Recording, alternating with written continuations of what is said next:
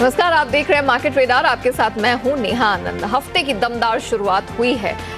फिर चाहे broader markets देख लें या कोई भी इंडेक्स आप उठा के देख लें, सब में हरियाली छाई हुई है। ऐसे में आखिरी 2 घंटे में मंडे के ट्रेड में आपको निफ्टी और निफ्टी बैंक में क्या रणनीति अपनानी है, यहाँ करेंगे हम आपकी मदद। सटीक स्ट्रैटेजी लेकर आएंगे, साथ ही ट्रेडिंग की दमदार कॉल्स आपके सामने पेश करेंगे। इसके अलावा उन स्टॉक्स पर खास फोकस होगा जिसमें एक्शन है, एक्सपर्ट्स की सलाह रखेंगे सामने। लेकिन सबसे पहले नजर डाल लेते हैं इस वक्त की 5 बड़ी बातों में। तो जैसा मैंने कहा, बाजार में ब्रॉडर मार्केट्स में दमदार शुरुआत हफ्ते की देखने को मिली है। निफ्टी 15,875 के पार है। 230 अंकों की स्ट्रेंथ हमने वहां बनते हुए देखी है। फिर सेंसेक्स की बात करें, यहां पर भी हमने 350 अंकों की जबरदस्त तेजी आते हुए देखी है। निफ्टी बैंक हरे निशान में, 200 अंकों का उछाल वहां हमने देखा है। मिड कैप, स्मॉल कैप, तमाम इंडेक्स में यहां पर मजबूती देखने को मिली है। रियल्टी शेयरों में तगड़ी तेजी है, इंडेक्स 5% भागा है। जुलाई के ऑटो कंपनियों की हमने मिलीजुली बिक्री के नंबर्स देखे हैं, लेकिन फिर भी ऑटो इंडाइसेस अपने आप को ऊपर टिकाए रखने में कामयाब है। इंटरनेशनल मार्केट से तगड़े संकेत रहे हैं। एशियाई बाजारों में स्टेबिलिटी के दम पर यूरोपीय बाजार आज स्ट्रेंथ लेकर खुले हैं। डाउ फ्यूचर्स 200 अंकों की मजबूती के साथ कारोबार कर रहा है और यूरोपियन मार्केट्स की भी ओपनिंग हमने अच्छी खासी बनती हुई देखी है। चलिए, तो मार्केट रेडार में बाजार में स्ट्रैटेजी और एक्शन वाले स्टॉक्स पर बात करने के लिए इस वक्त हमारे साथ एलकेपी सिक्योरिटीज के रोहित सिंह जुड़ चुके हैं। रोहित, गुड आफ्टरनून, स्वागत है आपका जी बिजनेस पे। रोहित, मार्केट तो एकदम तगड़ा तगड़ा दिखाई दे रहा है। ऐसे में अगले 2 घंटे में आपकी क्या रणनीति होगी ब्रॉडर मार्केट्स में? Good afternoon Neha. देखिए, स्ट्रक्चर काफी पॉजिटिव है, बट कहीं ना कहीं अगर मैं रेंज की बात करूं तो जो मोटा मोटा जो रेंज निकल कर आ रहा है निफ्टी का, वो 15,600 और 16,000 का रेंज है। उसके पहले 15,900 भी एक स्ट्रॉन्ग हर्डल है। तो मुझे लग रहा है कहीं ना कहीं हम लोग एक अपर बैंड के करीब करीब ट्रेड कर रहे हैं। मुझे लग रहा है कि यहाँ पर आपको अग्रेसिव लॉन्ग्स नहीं रहने चाहिए, बिकॉज ये जो रेंज है काफी 2-3 महीने की रेंज, और वहां से हम लोग ने देखा है कि ऊपर से हम लोग को सेलिंग प्रेशर देखने को मिलता है। तो मुझे लग रहा है कि ये जो लेवल है यहाँ पर आपको शॉर्ट अग्रेसिव नहीं करने चाहिए, बट यस प्रॉफिट बुकिंग आपको करते रहना चाहिए, पर्टिकुलरली इंडेक्स के अंदर, क्योंकि इंडेक्स एक रेंज में है बट स्टॉक स्पेसिफिक एक्शन काफी अच्छा है। तो नेहा, मेरा यहाँ पर कोई कॉल नहीं रहेगा निफ्टी के अंदर, बिकॉज जैसे मुझे लग रहा है कि यहाँ पर एक अपर बैंड के करीब करीब आ गया है इंडेक्स, दोनों indexes, Nifty bank, particularly Nifty. तो निफ्टी के अंदर मैं थोड़ा वेट एंड वॉच करूंगा ये लेवल्स पे। अगर वापस 15,800 के नीचे जाता है तो मैं शॉर्ट करने के बारे में सोचूंगा, बट अग्रेसिव लॉन्ग्स मैं यहाँ पर अवॉइड करने की सलाह देता हूँ। वापस हम लोग लॉन्ग्स करेंगे जब 16,000 के ऊपर निकलेंगे, तब तक मुझे लग रहा है कि वेट एंड वॉच करके चलना पड़ेगा, बिकॉज एक सीमित दायरे के अंदर जो है निफ्टी ट्रेड कर रहा है। तो एज ऑफ नाउ मेरी जो इंडेक्स पर रहा है वो अवॉइड करने की राह है नया। ओके, चलिए, जैसे कि हमने आपसे शो की शुरुआत में ही वादा किया था कि बहुत सारे स्टॉक्स हैं जिन पर हमारी नजर होगी। रिजल्ट सीजन जारी है और सरकारी बैंक पीएनबी के नंबर्स आ जाने वाले हैं। जून तिमाही की अर्निंग्स रिपोर्ट कैसी रह सकती है, ये बताने के लिए मेरी सहयोगी देवांशी अशर मेरे साथ जुड़ चुकी हैं। Devanshi, good afternoon, over to you.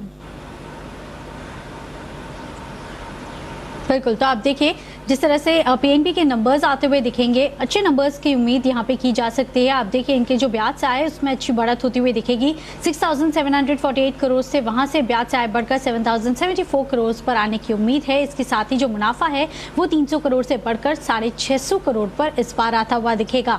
Mainly आप देखिए जो प्रोविजंस हैं वो इस बार थोड़े से कम होते हुए दिखेंगे और इसी के चलते जो मुनाफा है वहाँ पर थोड़ा सा सहारा मिलता हुआ दिखेगा, टैक्स से सहारा मिलता हुआ दिखेगा। और इसके साथ ही अगर हम इस बार क्रेडिट कॉस्ट देखें तो माना जा रहा है कि क्रेडिट कॉस्ट इस बार भी एलिवेटेड टर्म्स पर रहेगी, यानी कि ऊंचे लेवल्स पर ही क्रेडिट कॉस्ट अभी भी आती हुई दिखेगी।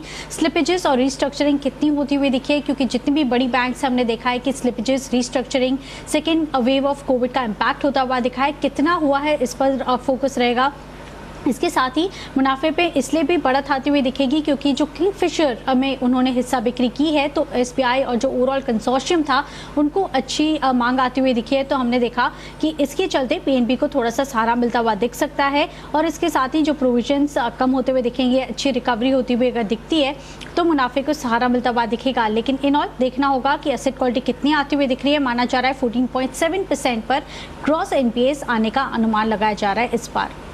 वेरी वेल, शुक्रिया अब देवांशी बताने के लिए कि क्या क्या एक्सपेक्टेड है मुनाफे के फ्रंट पर, एनआईआई के फ्रंट पर।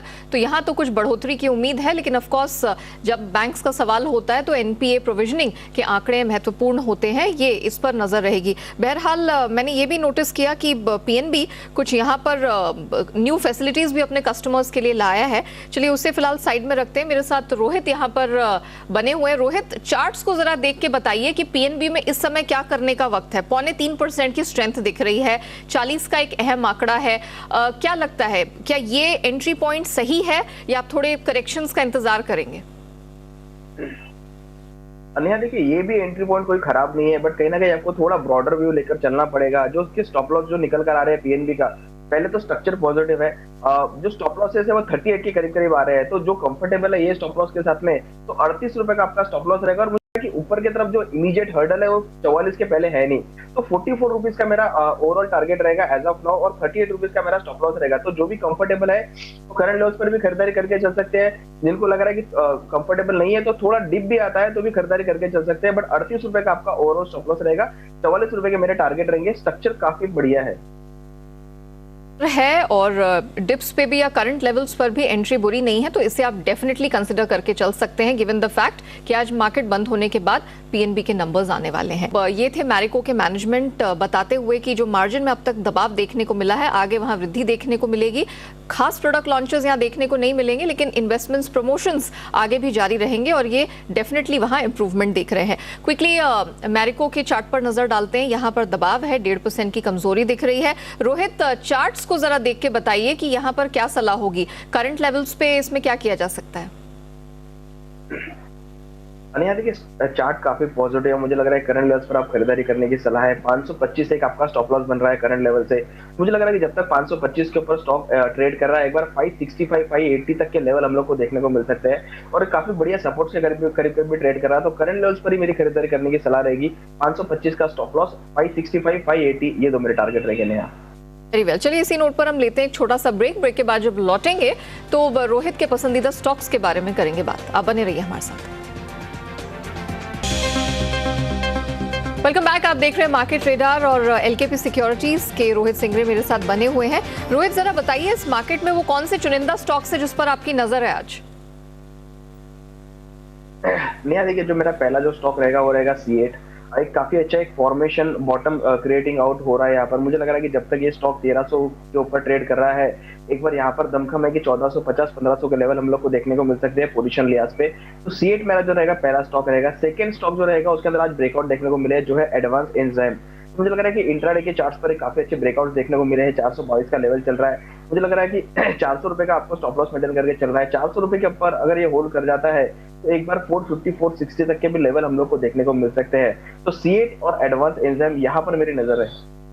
C8 और एडवांस एंजाइम्स, ये दो स्टॉक्स हैं जो आज रोहित सिंगरे को पसंद आ रहे हैं। डेफिनेटली इसमें आपको दमदार कमाई होते हुए दिखेगी। चलिए रोहित, आपने ये तो बता दिया कि आपको कौन से स्टॉक्स पसंद आ रहे हैं, लेकिन मैं आपका व्यू आरबीएल में जानना चाहूंगी।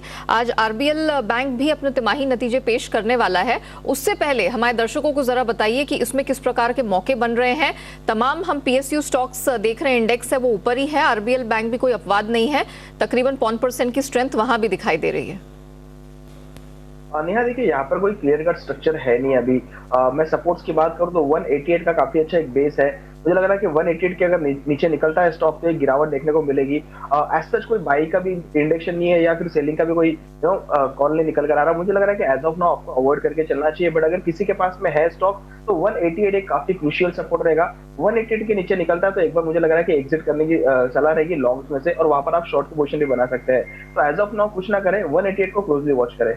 188 को क्लोजली वॉच करना है। जरा निफ्टी टॉप गेनर्स पर नजर डाल लेते हैं। इस समय टाइटन में हमने देखा है आज अच्छी स्ट्रेंथ दिखाई दी है और ये निफ्टी का टॉप गेनर बना है। 3.25% की मजबूती यहाँ पे दिखाई दे रही है। इन लेवल्स पे इस स्टॉक में आपकी क्या सलाह होगी? चार्ट्स कैसे दिख रहे हैं आपको रोहित?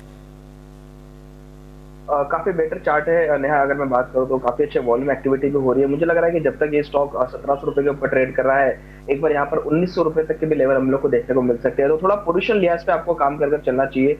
1700 रुपए का स्टॉप लॉस लगा और ऊपर की तरफ 1900 के मेरे ओवरऑल टारगेट रहेंगे। स्ट्रक्चर काफी पॉजिटिव है।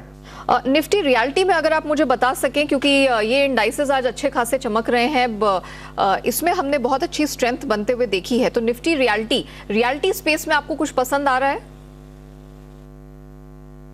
बिल्कुल नया, हम लोग ने क्लाइंट्स को भी सजेस्ट किया था रियलिटी स्टॉक्स। पर्टिकुलरली मुझे लग रहा है कि शोभा यहाँ से काफी बढ़िया कर सकता है। शोभा के अंदर एक काफी अच्छे ब्रेकआउट जो हम लोग को देखने को मिले थे। तो मुझे लग रहा है कि जब तक ये स्टॉक एक ब्रेकआउट के ऊपर ट्रेड कर रहा है तो मुझे लग रहा है कि एक पॉजिटिव हम लोग ऐसे सोभा के अंदर भी देख सकते हैं 5 से 6% का, तो बिल्कुल बना रहना चाहिए। सोभा के अंदर 630 या 625 आपको स्टॉप लॉस मेंटेन करके चलना है, और मुझे लग रहा है कि एक बार 700 रुपए तक के बड़े लेवल जो हम लोग को देखने को मिल सकते हैं, तो सोभा पे आपको ध्यान रखकर चलना चाहिए, पर्टिकुलरली ये स्पेस में।